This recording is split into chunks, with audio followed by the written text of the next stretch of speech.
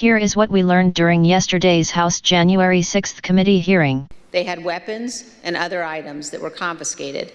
Pepper spray, knives, brass knuckles, tasers, body armor, gas masks, batons, blunt weapons.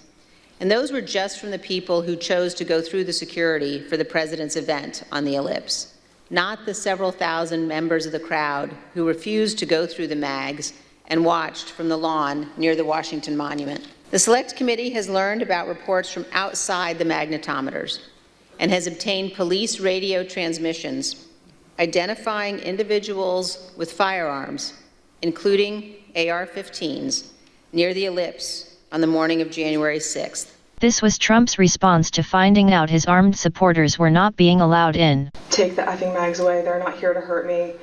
Let them in. Let my people in. They can march to the Capitol after the rally's over. They can march from the Ellipse. Take the effing mags away. Then they can march to the Capitol.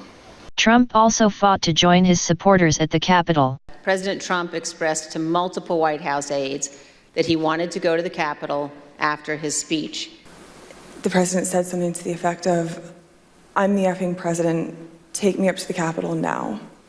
The president reached up towards the front of the vehicle to grab at the steering wheel.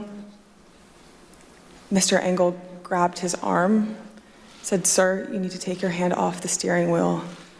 We're going back to the West Wing. We're not going to the Capitol."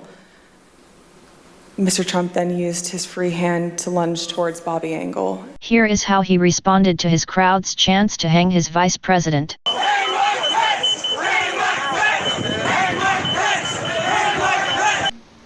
I remember Pat saying something to the effect of, "Mark, we need to do something more.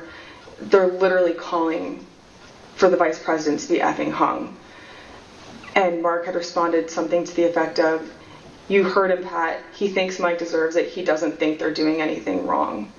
January 6th was a violent armed insurrection with the planned goal of seizing power by force.